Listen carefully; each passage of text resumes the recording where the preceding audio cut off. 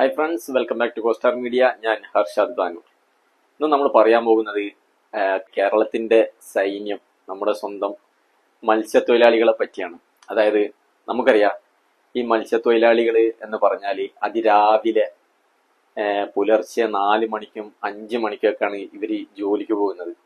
ആ സമയത്ത് പോയിട്ട് പിന്നെ ഇവർ തിരിച്ചു വരുന്നത് ചിലപ്പം വൈകുന്നേരങ്ങളിലൊക്കെ ആവും വരിക. അതുവരെ ഇവര് ആ എന്താ പറയാ, അറ്റം കാണാത്ത ആ ഒരു കടലിലായിരിക്കും, കര കാണാ കടലിൽ. ആ വിശേഷങ്ങളൊക്കെ നമുക്ക് പറയാം. അതിന് മുമ്പ് ആദ്യമായിട്ടാണ് നിങ്ങൾ ഈ ചാനൽ കാണുന്നതെന്നുണ്ടെങ്കിൽ ചാനൽ ഒന്ന് സബ്സ്ക്രൈബ് ചെയ്യുക, കൂടെ ആ ബെൽ ബട്ടൺ കൂടി ഓൺ ചെയ്ത് വെച്ചേക്കുക. ഇപ്പം മഴക്കാലാണ്. കുറച്ച് ദിവസങ്ങളിലായിട്ട്, കഴിഞ്ഞ ഒരു മാസമായിട്ടൊക്കെ അതിശക്തമായിട്ടുള്ള മഴയാണ് നമ്മുടെ കേരളത്തിലൊക്കെ പെയ്തിട്ടുള്ളത്. അപ്പൊ നല്ല മഴ പെയ്യുന്ന സമയത്തൊക്കെ കരയിൽ, കടലിലല്ല, നമ്മുടെ കരയിൽ, നമ്മുടെ നാടുകളിലൊക്കെ എന്താ സംഭവിക്കുന്നത് എന്ന് നമ്മൾ കാണുന്നുണ്ട്. വാർത്തകളിലായിട്ടും മറ്റുള്ള സോഷ്യൽ മീഡിയയിലായിട്ടൊക്കെ നമ്മൾ കാണുന്നതാണ്. എന്തൊക്കെ അതിശക്തമായ കാറ്റടിച്ചിട്ട് മരങ്ങള് കടപുഴകി വീണ് വീടിന്റെ മുകളിലേക്ക് വീണ് നാശനഷ്ടം സംഭവിച്ച്, അതുപോലെ തന്നെ വാഹനങ്ങളുടെ മുകളിലേക്ക് വീണ് നാശനഷ്ടം സംഭവിച്ച് എന്നതൊക്കെ നമ്മൾ കേൾക്കുന്നുണ്ട്. എന്നാൽ കടലില് എന്താണ് സംഭവിക്കുന്നത് എന്ന് നമ്മൾ അറിയുന്നുണ്ടോ? ഇല്ല. കരയിൽ നടക്കുന്ന എല്ലാ കാര്യങ്ങളും നമ്മൾ അറിയുന്നുണ്ട്. കാരണം അതിനുള്ള സംവിധാനങ്ങളെല്ലാം കരയിലുണ്ട്. പക്ഷെ കടലിൽ അതൊന്നും ഇല്ലല്ലേ? എന്നാൽ നമ്മളതെല്ലാം അറിയേണ്ടതാണ്. ഇന്നലെ ഇപ്പൊ ഞാൻ ഒരു വാർത്ത കേട്ടു. എന്റെ നാട് മലപ്പുറമാണ്. മലപ്പുറം താനൂര് എന്ന് പറയുന്ന സ്ഥലത്താണ്, തീരദേശ മേഖലയാണ്. അപ്പോൾ തൊട്ടപ്പുറത്ത് പറവണ്ണ എന്ന് പറയുന്ന സ്ഥലത്തൊക്കെ ഇന്നലെ ഉച്ചയോടുകൂടി ഭയങ്കര മഴ ഉണ്ടായിരുന്നു. ശക്തമായിട്ടുള്ള കാറ്റും ഉണ്ടായിരുന്നു. ഈ കാറ്റിനൊക്കെ ഒരുപാട് മരങ്ങളൊക്കെ കടപുഴകി വീണിട്ടുണ്ടായിരുന്നു. വീടുകളുടെ മുകളിലേക്കും അതുപോലെ തന്നെ വാഹനത്തിന്റെ മുകളിലേക്കൊക്കെ വീണിട്ട് ഒരുപാട് നാശനഷ്ടങ്ങൾ സംഭവിച്ചിട്ടുണ്ടായിരുന്നു. അപ്പോൾ അത്തരത്തിൽ ഒരുപാട് വാർത്തകൾ നമ്മൾ കേൾക്കുന്നതാണ്. ഇനി കടലിലത്തെ അവസ്ഥ എന്താണെന്ന് കൂടി നമുക്കൊന്ന് നോക്കാം. അവിടെ നമ്മളെ കരയിൽ പോലല്ല. കാരണം കരയിൽ ഒരു മരം വെക്കുന്നത് നമുക്ക് കണ്ടു കഴിഞ്ഞാൽ നമുക്ക് അവിടുന്ന് മാറിയേക്കാം.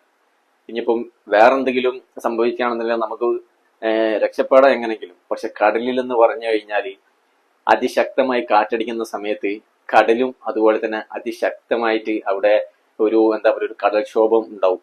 കടലിന്റെ മഴ പെയ്യുന്ന സമയത്ത് ആഴക്കടലിലൊക്കെ ഭയങ്കരമായിരിക്കും. നമ്മൾ കണ്ടിട്ടുണ്ടാവും വീഡിയോകളിലൊക്കെ. അവിടുത്തെ ഈ കപ്പൽ പോകുന്ന വീഡിയോ ഒക്കെ നമ്മൾ ചില വീഡിയോകളൊക്കെ നമ്മൾ കാണുമല്ലോ.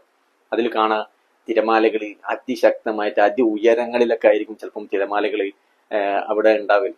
അവിടെയൊക്കെ നമ്മളെ ഈ മത്സ്യത്തൊഴിലാളികൾ വലിയ വലിയ വള്ളങ്ങൾ, ബോട്ടുകളൊക്കെ ചില സമയത്ത് അവർ മീൻ പിടിക്കാൻ പോയി കഴിഞ്ഞാൽ അവിടെ മഴ പെയ്ത് അവിടെ സംഭവിക്കുന്നത് ഇതാണ്. അവിടെ മഴ കാറ്റടിക്കുന്ന സമയത്ത് കാറ്റിന്റെ ശക്തി കൂടുമ്പോൾ അതിനനുസരിച്ച് കടലിന്റെ തിരമാലകളും ശക്തി കൂടുന്നുണ്ട്. ആ സമയത്തൊക്കെ ഈ ബോട്ട് ഇങ്ങനെ എന്താ പറയാ, അങ്ങോട്ടും ഇങ്ങോട്ടും ഇങ്ങനെ ലാഞ്ചി കളിക്കും. ആ സമയത്തൊക്കെ അതിൽ നിന്ന് ഒരാള് പോയാൽ പിന്നെ ആ ഒരു മനുഷ്യന്റെ ജീവിതം പിന്നെ നോക്കണ്ടെന്നാണ് പറയുന്നത്. കാരണം ഒരാൾ പോയാൽ മറ്റുള്ളവരെ രക്ഷിക്കാൻ നമ്മൾ ആദ്യം ഇതിലുള്ള വേറൊരാൾ ശ്രമിക്കൂല. കാരണം ശ്രമിക്കുന്ന ആളും പോകുമെന്ന് അവർക്ക് നന്നായിട്ട് അറിയാം. അങ്ങനെയാണ് കൂടുതലും അപകട മരണങ്ങളൊക്കെ നമ്മൾ ഈ കേൾക്കുന്നത്. കാരണം ബോട്ട് അപകടം, അതുപോലെ തന്നെ വലിയ വലിയ വള്ളങ്ങൾ അപകടം നടക്കുന്നുണ്ട് അവിടെ കാറ്റടിക്കുന്ന സമയത്ത്. ഇതൊക്കെയാണ് അവിടെ നടക്കുന്നത്. ഇപ്പൊ ഇന്നലെ എന്റെ നാട്ടിൽ നിന്ന് 2-3 വള്ളക്കാർ ഇതേപോലെ മീൻ പിടിക്കാൻ പോയി. രാവിലെ ഒരു 4 മണിക്ക് അവർ പോയി. അപ്പൊ പോകുമ്പോ തന്നെ ചെറിയ രീതിയിലൊരു കാറ്റുണ്ടായിരുന്നു. പക്ഷെ അവര് ഒരുപാട് മുകളിലെത്തിയപ്പോൾ കാറ്റിന്റെ ശക്തി കൂടി. അവരുടെ വലിയ വള്ളത്തിന്റെ മുകളിലുണ്ടായിരുന്ന എന്താ പറയാ, മേൽക്കൂര എന്ന് വേണമെങ്കിൽ നമുക്ക് പറയാം, അതൊക്കെ ശരിക്കും ഒരു കയറ് വെച്ചുകൊണ്ട് നോർമലി കെട്ടിവെക്കുന്നതാണ്. പക്ഷെ കാറ്റിന്റെ ശക്തി കൊണ്ട് അതൊക്കെ അവിടെ നിന്ന് പാറിപ്പോയിട്ടുണ്ട് എന്നാണ് ഇന്നലെ ഒരു വീഡിയോ വന്നിട്ടുണ്ടായിരുന്നു. വീഡിയോ ഒക്കെ നമ്മൾ കാണിക്കാം. അപ്പൊ എന്തായാലും ഇതൊക്കെയാണ് കടലിൽ നടക്കുന്നത്.